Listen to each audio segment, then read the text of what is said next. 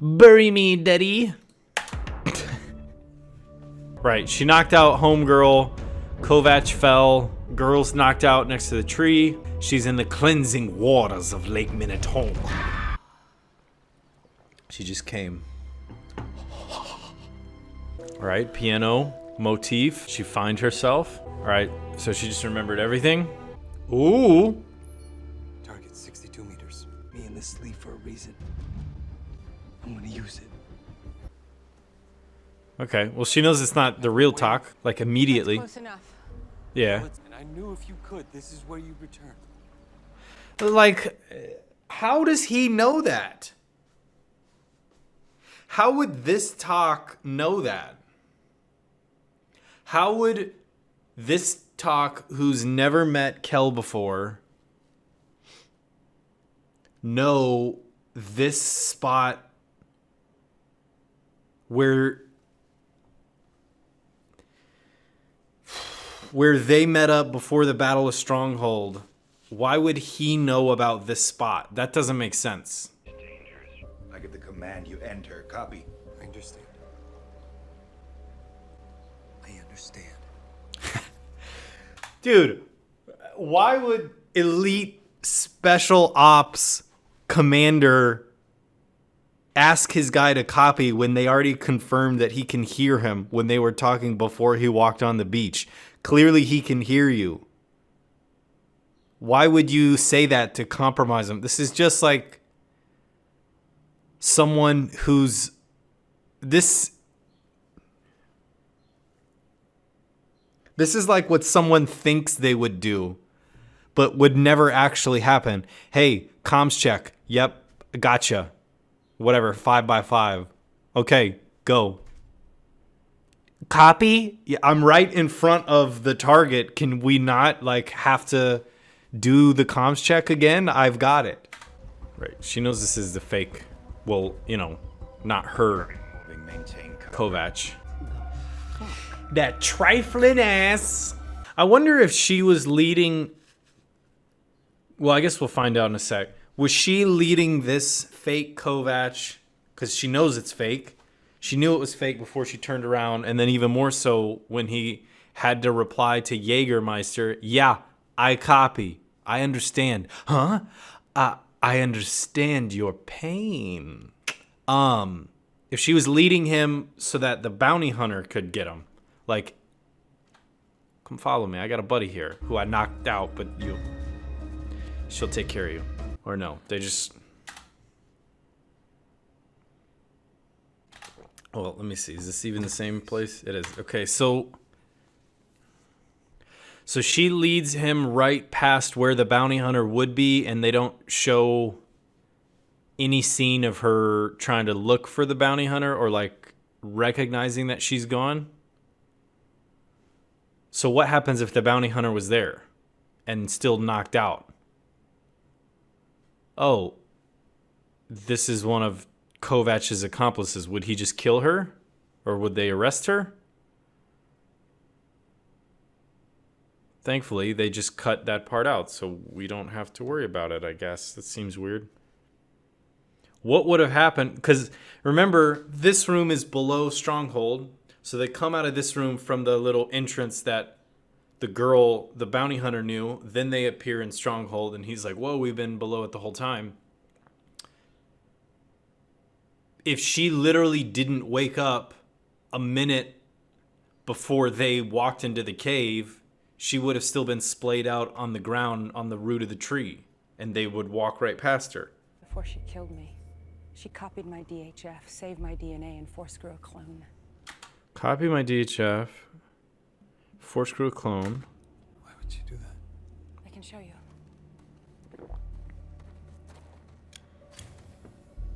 She's using your sister to get under your skin.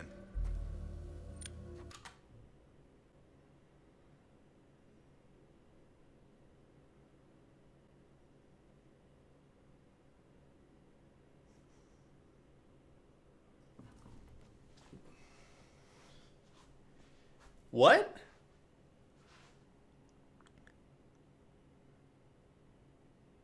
I'm just gonna watch this. I have Murray's still coming back.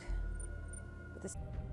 Only my What mind the is f- This is the great Cal playing on pity like we didn't burn that out of you.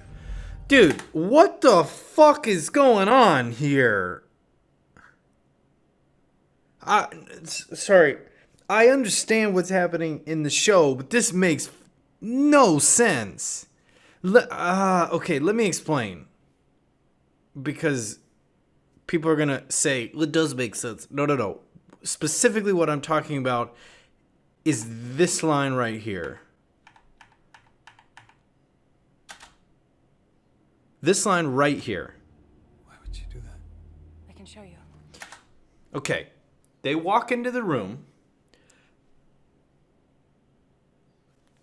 Kovac has been trained by this Kovac, who should not know where she likes to get fucked on the beach on the rocks with the other Kovac, because he only found that from Stronghold when he was wandering and they found each other. So this Kovac, even though he grew on Hardlands, never knew where Stronghold was before he met them, didn't like wander to the beach. He wouldn't have known that safe spot. Doesn't make sense.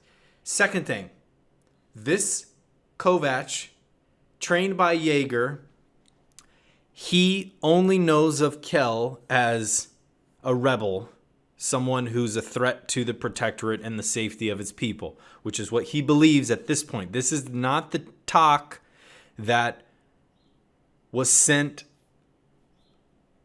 on that mission on Harlan's where he ran into Ray and then turned on his team, and then they ran off on their own. This is right before that. What's the briefing? Who's the target? It's Kel. Who's Kel? Kel's a rebel. She's one of the strongest rebels. She has a rebellion on Harlan's where they mine alloy for stacks. She's trying to overthrow that and, bring harm to the Protectorate and all of its people across all of its planets because of how important Harlan's is. She has to be stopped. Boom. That's what he knows. She says, Ray copied my DHF, saved my DNA, and force grew me a clone. Why would she do that? I'll show you. She's using your... What the fuck is this line?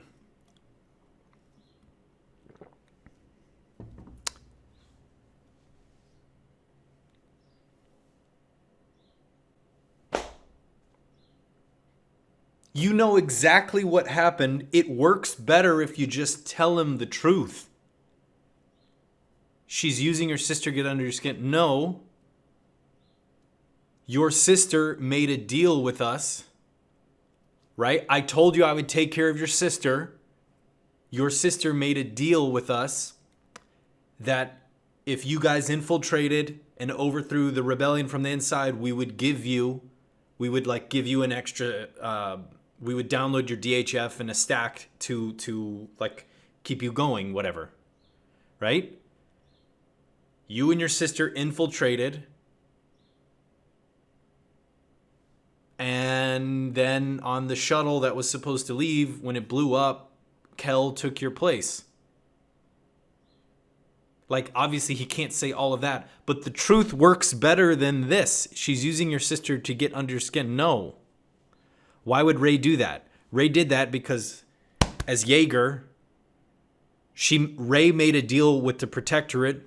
If she overthrew the rebellion from the inside, we would grant her a free DHF stack. It would cost her life, but you and her made a decision, to overthrow them from the inside. Boom. There you go. He explained Kel's thing.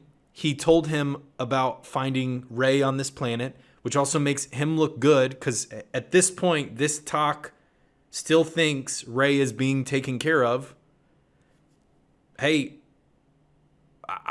this line makes no sense. The actual truth of what happened is better. She's not using your sister to get under your skin. That shouldn't even apply. It was supposed to be you on the shuttle with Ray, you two, right? He can kind of twist it in a way.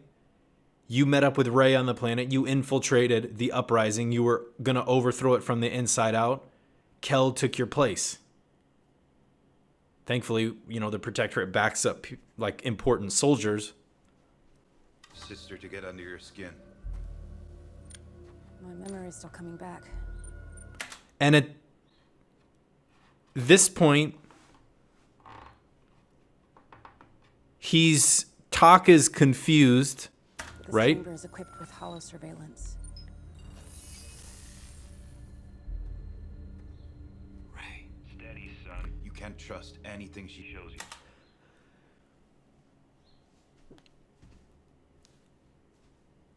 What? You can't trust anything just tell him exactly what happened. It works better. It keeps him on your side. I don't get this at all. This is your fault. It was supposed to be him on that Right? ship. His DHF getting back Right. not yours. You gave us up. Wasn't gonna let him die for your bullshit cause. Okay. This Talk doesn't know who Kel is aside from the mission briefing, rebel, important target to neutralize. Here's my sister and me. We were together, right? I don't know exactly what happened, but my sister and I were here at some point. Ray is saying it was supposed to be him on the shuttle, not you. Okay, we were going to get saved. If he had just explained what was happening, there wouldn't be any of this, ooh, well, is he going to turn so he's also with Kel? No.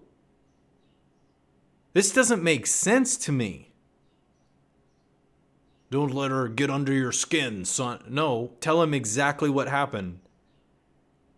He should be mad at Kel. That's my sister. My sister was mad at you because you killed us all. I was supposed to be on the shuttle. I don't know exactly what she's talking about, but if Yeager had told him, then this scene instead becomes what it probably actually should be, which is Talk seeing his sister for the first time, realizing, oh yeah, Yeager did take care of him, her, like he said he would, which this Talk still thinks is the case. Somehow I met up with her on Harlan's again, which is not too far-fetched. This is our planet. We were in this together. I died, and she's punishing you because you killed me. Hey, I'm on Team Ray. Fuck you, Kel. What the fuck did you do? Talk made his own choice. And I've made mine. He would have no idea of what that line is. Talk made his own choice. He would have no idea of what that choice was, aside from maybe when Yeager's hinting at he killed Ray and betrayed everything you loved, which again, this Talk is adamantly against, right? Fuck that. How could he ruin our life like this? If I kill that Talk, then I'll be free. This is just like backwards to me. I'm going to live long enough. I don't know exactly what happened, but my sister fucking hates your guts. And I was supposed to be alive with my sister, not you. She's punishing you. You're the one that killed me. Yeah, I don't exactly know what's going on, but I love my sister. I just met you, and you're the enemy. Like, this should not.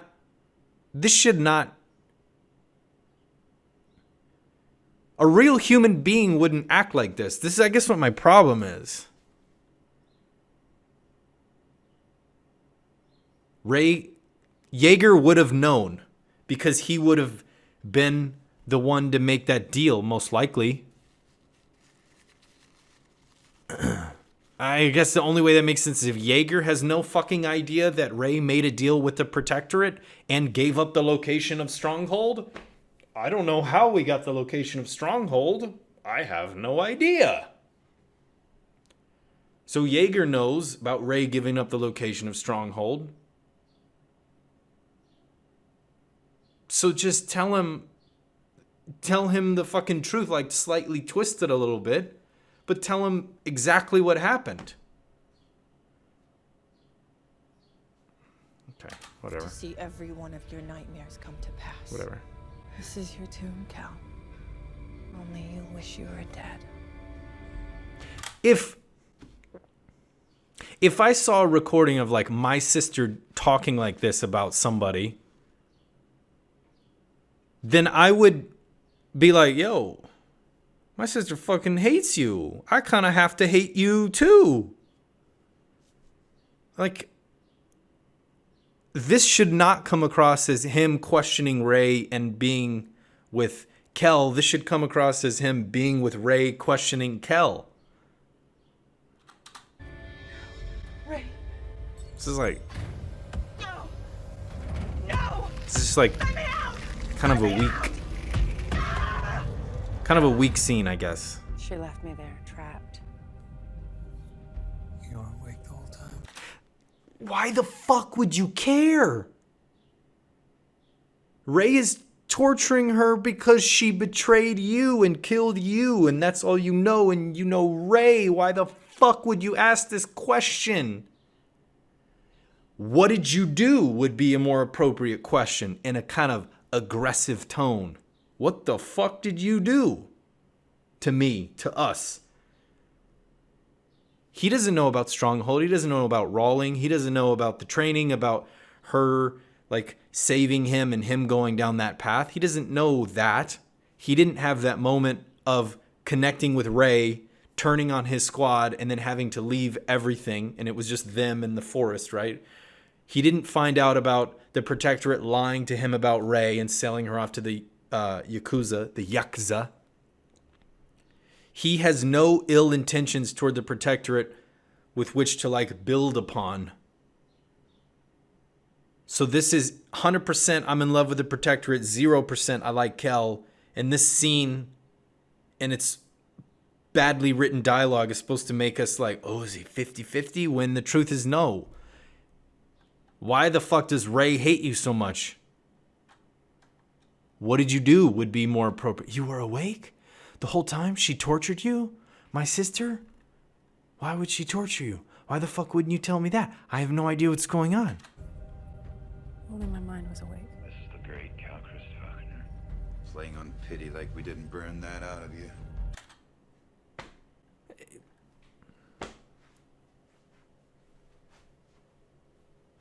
She took your place. It was supposed to be you and your sister. You overthrew the rebellion from the inside. But you winded up dead. And this talk took your body and fucked everything up. Like, just tell him the truth from his perspective. I mean, slightly twist it that he didn't fall in love with her and shit, whatever. Just say you met up with Ray on Harlan's to overthrow the rebellion from the inside. That was the mission. Like, we didn't burn pity out of you. Why even say that? The great Kelchris Falconer. Showing you exactly what happened, which it was supposed to be you and your sister happily ever after, but instead she killed you and took your place, and now your sister's punishing her for you being dead. Eye for an eye. Okay, whatever.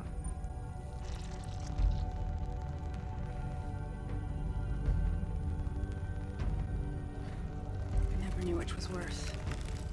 Losing myself in the dark. Why would he be why would he be sympathizing with her? This doesn't make any sense.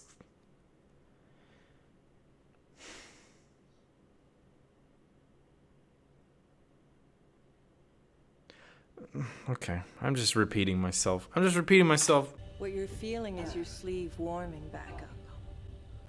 Anything becomes a stress position if you hold it long enough. You've been holding this one for almost a century. What do you want, Ray? Answers. I've gone over it again and again, trying to figure out when. When what? When I lost him, why he left. Tuck didn't leave you. You betrayed him. No. See, this line makes sense. This line makes sense. If this line was earlier, then I could understand Tak going, well, wait a minute. Wait, I left Ray for you, and when I saw you on the beach, I took it upon myself to like take off my vest and approach you because I was like, something's a little weird here. But his arc before this line doesn't make any sense. You were awake the whole time? Why wouldn't you say, why the fuck does my sister hate you so much? What did you do? She's tortured you for over a century, more or less. What did you do to us? We were family. The moment we found each other, he turned on his unit. I was more important than anything until you. See, this line, right? This sequence makes sense for him questioning Ray and the Protectorate and Kel.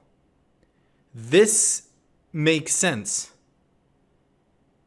It doesn't make sense before she literally tells Talk why he did what he did, right? Literally. You don't need to school me in torture. I've made it my business. Pleasure, pain. People will pay anything for it.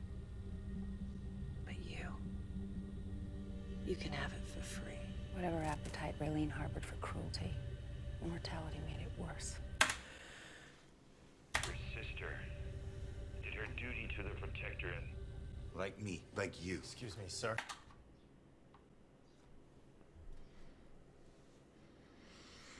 Okay. I'm going to rewrite the scene. Your sister copied my DHF, saved my DNA, and force grew me a clone. Why would she do that? Your sister did her duty to the Protectorate like you. You overthrew the rebellion from the inside. Then it's like this, the woman in the red, Ray in the red dress scene. Right? What makes you so goddamn special? When he met up with me, I was more important than anything. Then he met you. Then you were more important. Why the fuck would he betray me?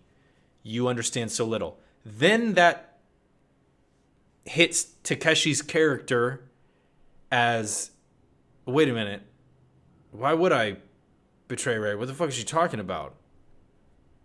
Then you go to the first part of Ray, right? Then have that scene afterwards where she's like, it was supposed to be Talk on the shuttle, not you. You took his place. I'm going to torture you forever and ever and ever.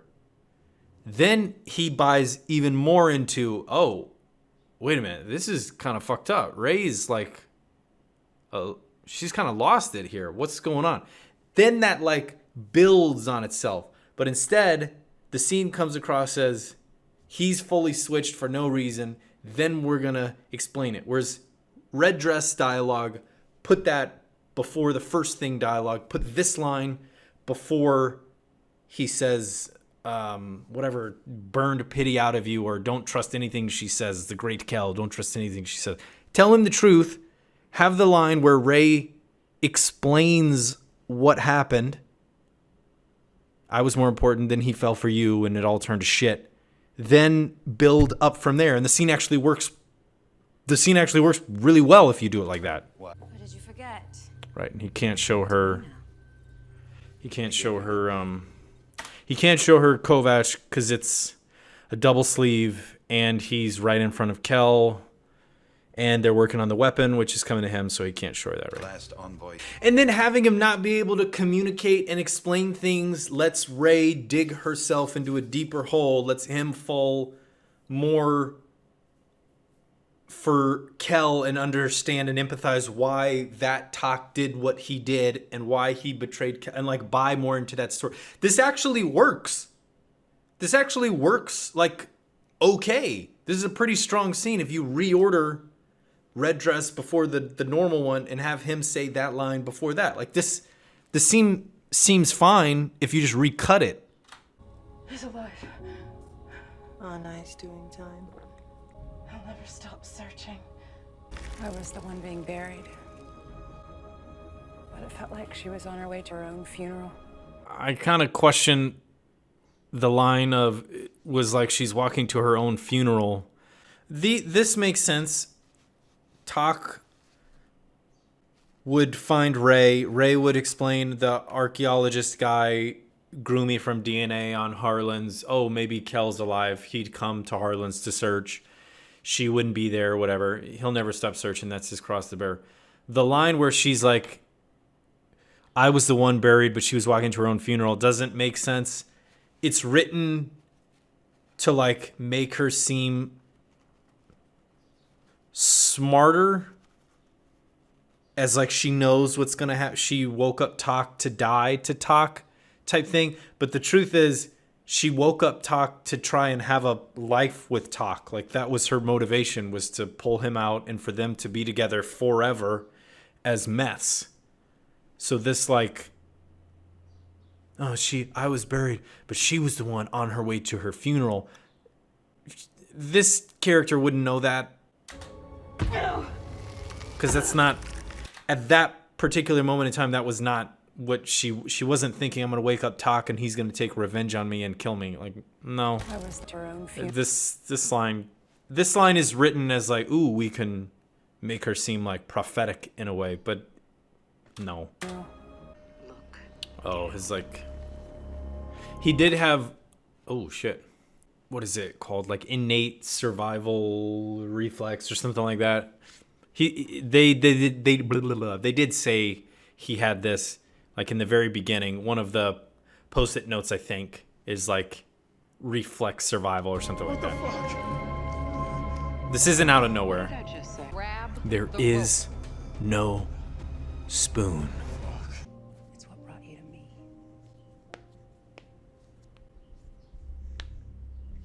That's kind of cool. She would think this Talk is the one she met at Stronghold. Meaning she wouldn't think this Talk was like sleeved before. Now she realizes this isn't her Kovac. She realizes this is a Kovac. This is a copy of Kovac. It's not mine. But telling him things he would have known at a certain point, like that's kind of interesting. It's like Speed. They just loop that feed of them on the bus.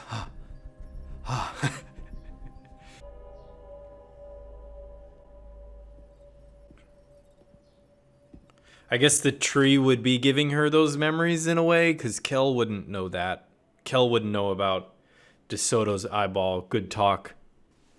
So with the music, I guess we have to think the tree gave her a vision of like what it experienced. Speaking of which, did you train your wedge to stand that still? Or are they dead?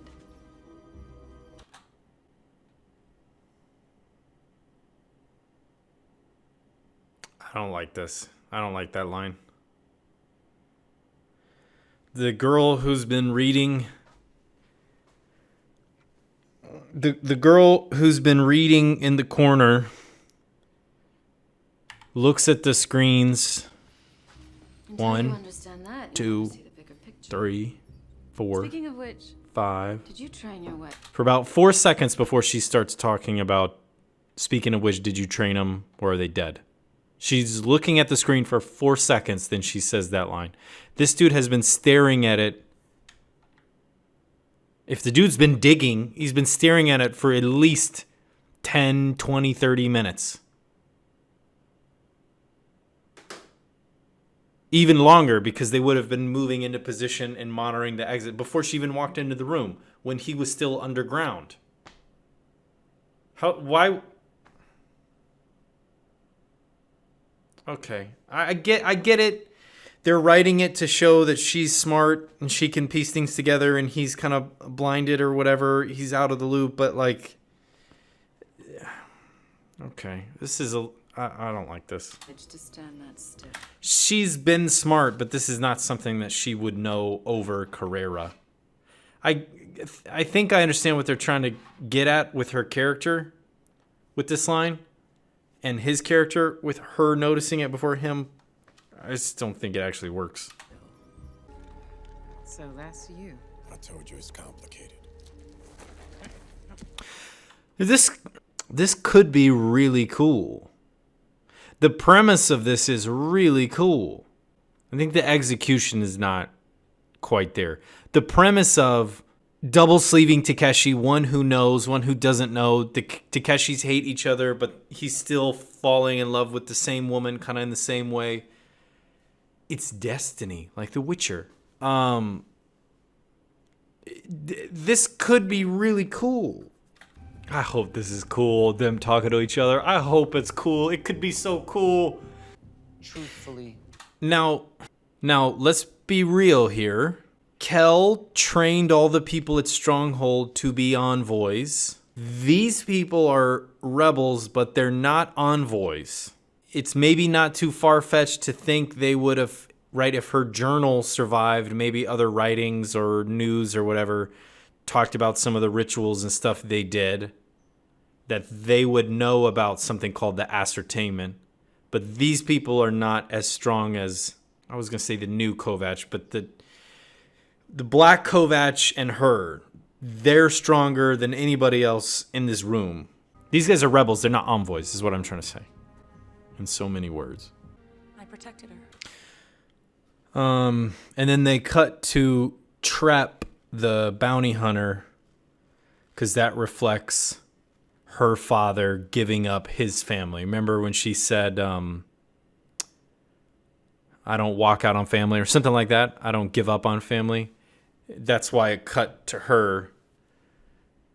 She's hearing Kel talk about a father who wouldn't betray people and lost everything, and thinking about her father that did give them up.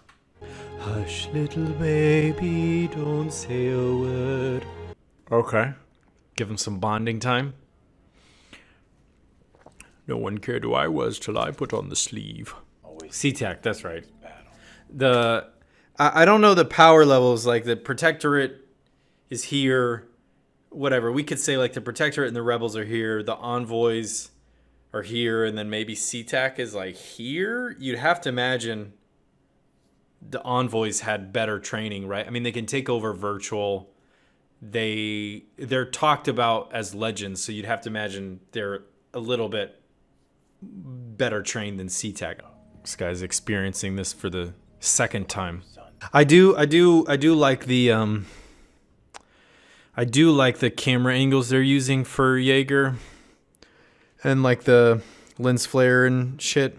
Just making the scene of literally an actor in front of presumably nothing, right? But an actor in front of like multiple computer screens, making that visually interesting instead of like right over the shoulder, left over the shoulder, from the front, like how you're looking at me, like moving the camera to keep it visually interesting as it cuts to him. Basically, him, and another thing to note is he's on the left side and Kovac is on the right side, and they're like fighting for Kovac Prime, who's in the middle, which is like the framing of the shot. He's on the left of the frame looking right. The other Kovac is on the right of the frame looking left, and Kovac Prime is in the middle. And then that shot with Kovac in the middle is supposed to imply that he's kind of breaking through, and it also implies like he's speaking to Jaeger and Kovac Prime, as that would have been Kovac Prime's point of view and also Jaeger's point of view through the Oni camera. To the Yakuza, part of me already knew. You can hear like the, You know too. you can hear like the, I don't think it was a bass drum. You can hear like a tom hit there to signify like doo as soon as he says the Yakuza. Fought back.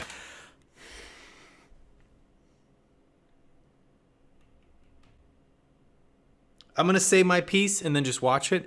This is not the character's intent or motivation or what happened in season 1 by itself. This is recontextualizing season 1 in season 2.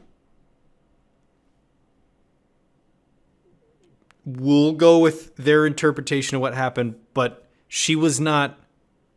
She wanted to kill him because she recognized he was never going to be with her. She even said as much, who's going to stop me? I'll kill you before I let them put me back on ice. And remember when the Kinnemans are talking, he says something along the lines of like, I'll never know. He shot Ray through the stack, right through the throat, through the stack. And then he tells the other Kinnaman, like something along the lines of like, I'll never know what her last thought was. Did she want me to kill her, or was she still fighting? Something like that. Like he mentions, he specifically says like, I'll just never know. I'll have to carry that weight. I'll have to carry that weight of not knowing if she ever realized she was messed up or if she wanted me dead up till the very end. So that's my piece. They're recontextualizing this to like build upon it, which they should do. Maybe they can make it stick the landing this time, but you're not going to convince me that, oh, the whole time they had this planned. No, but I'll go along with it. Yeah, so this season is painting Ray up to be like a tragic villain who in the back of her head recognized she was a little messed up. So then Kel's line earlier of, I'm the one buried here, but it looks like you're going to your funeral or something like that. Him knowing she wanted to die, him explaining the situation in such a way that she could have fought back. Completely, I don't want to say recontextualizes, because that's like kind of saying season one has changed. Again, season one is season one. It's weird at the end. They're recontextualizing it, and I'll go along with it. But that's not... It's fair enough, though. Snake? Snake? Snape! Standing over the boss in that field of flowers. Got to press the circle button. So taking this just as its own thing, I think I like this. Just rolling with the flow for what they're trying to do here. I think this works really well. They properly kind of hint to it with Kel earlier. They show Ray's kind of lost it with some of the dialogue about, you've been here a century. She's torturing Kel. You've been here a century. Any pose you keep long enough becomes a stress pose. This is the last time I'm going to bring you up. I'm going to spin you down for good. Why she wouldn't have just actually killed her right then and there when she said it, who knows? And then she's talking about, Kel says something like, you've lost it with all this pain or something, and Ray's like, that's my business. It's all hinting towards Ray's kind of losing her center. She's lost her way, and they're building upon that. This, I think, actually works pretty well. As a way to connect Kovac to Kovac and get him to understand why he's made the decisions he had and why the Protectorate is maybe not what he thought it was. I think this actually works pretty well. Yeah, he's completely lost his boy a second time. They have a father-son dynamic with Yeager and Kovac Prime and Kovac. Him losing Kovac again. Going through that same exact thing again. The two Kovacs meeting each other, knowing part of the story, but not the full picture. Convincing the other Kovac to kind of follow in a similar vein. Kel talking to Kovac Prime. Things that her and the real Kovac, no, hopefully I'm not like mixing up my words and getting people confused, but there's a lot of like interesting stuff you can do with those plot points. Oh, anal. I gotta ask about anal. Do you recognize this? He's got her brother's stack, and knowing what we know about Danica, this is supposed to build upon itself of like, hey, this rebellion's a little messed up. But it wouldn't be that far-fetched to think this guy keeps the stacks of all of his soldiers that die in battle. I don't know who these people are, but I wear them as a sign of like, these are the people that have sacrificed and died along the way for our uprising. So it doesn't inherently confer him being evil, even though that's what they're building towards. Oh, he's got his stack, he betrayed him or he killed him, right? And cut it off as a trophy. But it could just as easily, like, if you change the music, then the scene comes across as him being like, I don't know every soldier, but I carry these as a reminder of all the people that we lost. And for other people to look at me and see like, yeah, we've lost a shitload of people in this war. That's exactly what we're fighting for, you know. And also because they believe in real death, or presumably Kel's thing was real death. When someone dies, you don't spin them back up. Like it's one life, right? It would be like, these are the people I mean, you know, we're not going to spin up our soldiers again. This is exactly what they fought for. We carry the stack to remember it. Like, it doesn't have to be evil, even though that's what it is. Service unavailable on his transmitter shows that he never got the signal from Kovac, regardless of whether he actually sent a signal out at all is irrelevant. He never got the signal because his transmitter's broken. So he just showed up at the right place at the right time because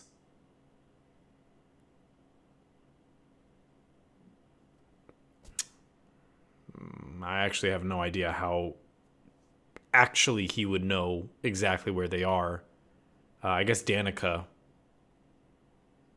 would have known and then told him where to go. No? Maybe. Because Danica... I don't know. Whatever. We'll see. Whatever. Take a machine pistol. Brrrah! So they armed the other Kovacs above them.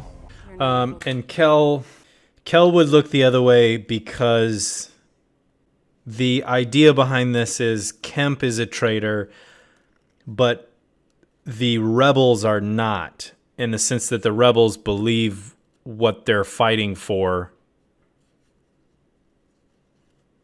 And again, Kel views them as like family and stuff, so she's not wanting to look at her children, her family members being killed. Presumably, you'd have to imagine maybe he shot him in a non-vital spot, right? He's an envoy. He can do that. But she would be doing this to not see the actual people who thought they were fighting for change, the actual, like, real Kellists in their bones being put down.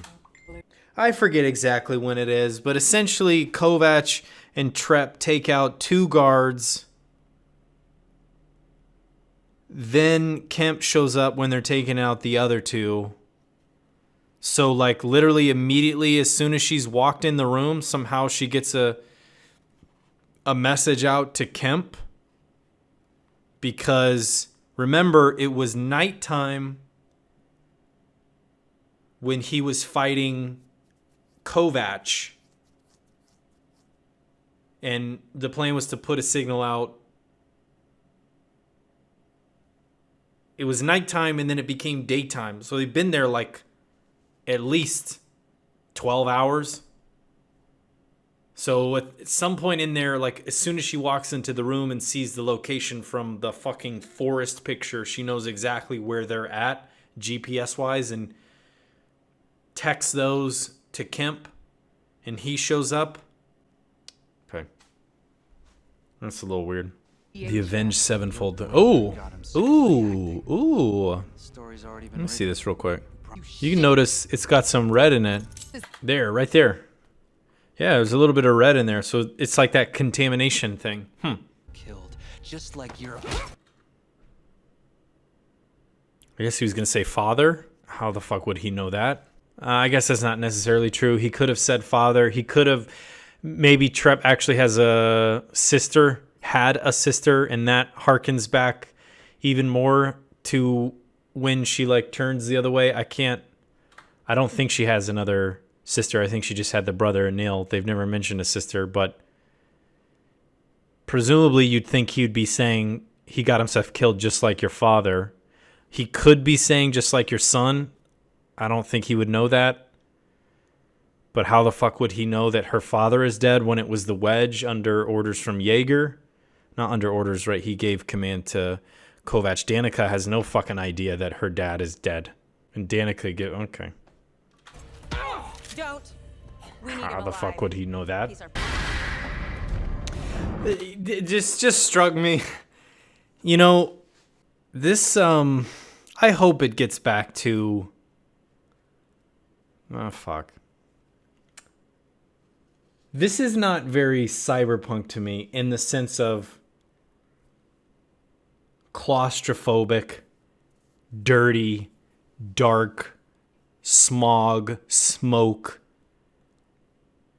like California, Los Angeles, Tokyo mashup. This is like wide open, spacious, bright jungle.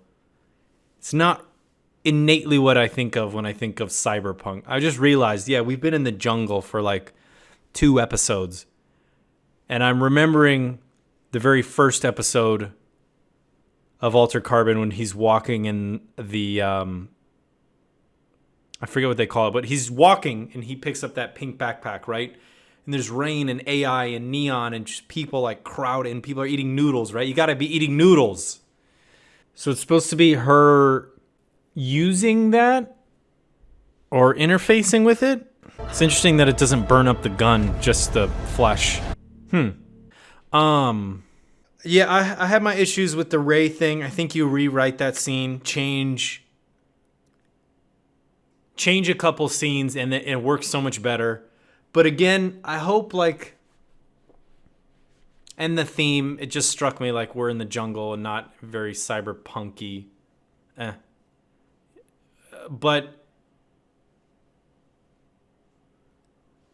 there is so much story potential behind a fake revolution being led by...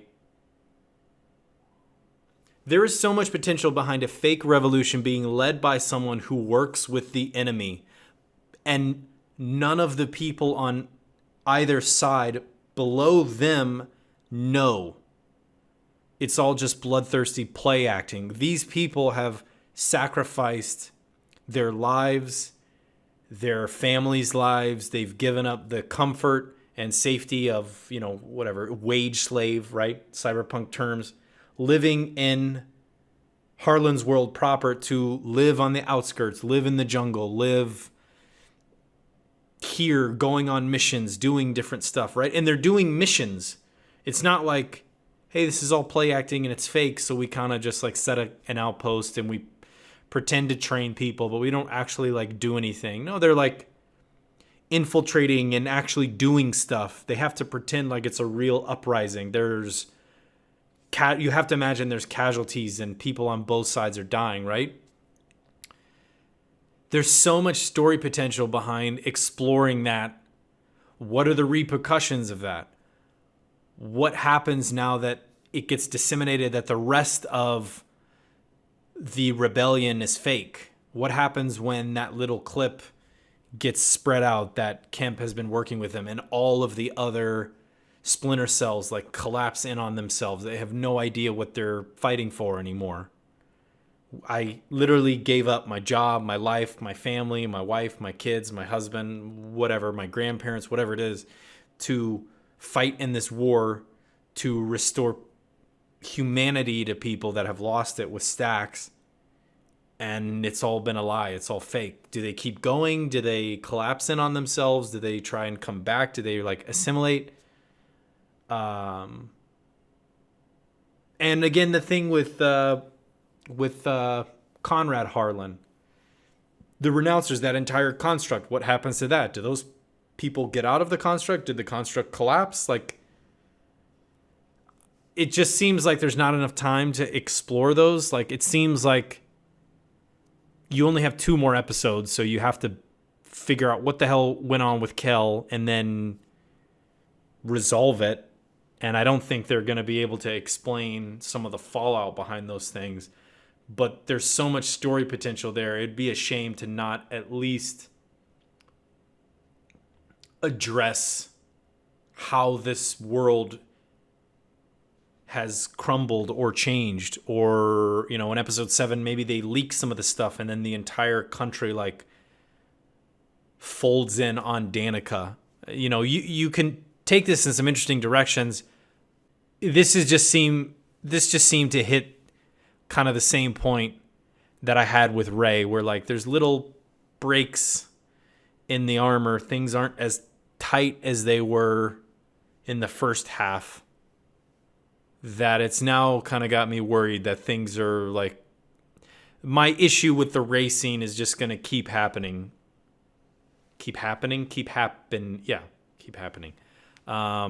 Whereas overall I've pretty much enjoyed everything that's happening. Now I'm kind of like, I've got some trepidation, but 2 episodes left.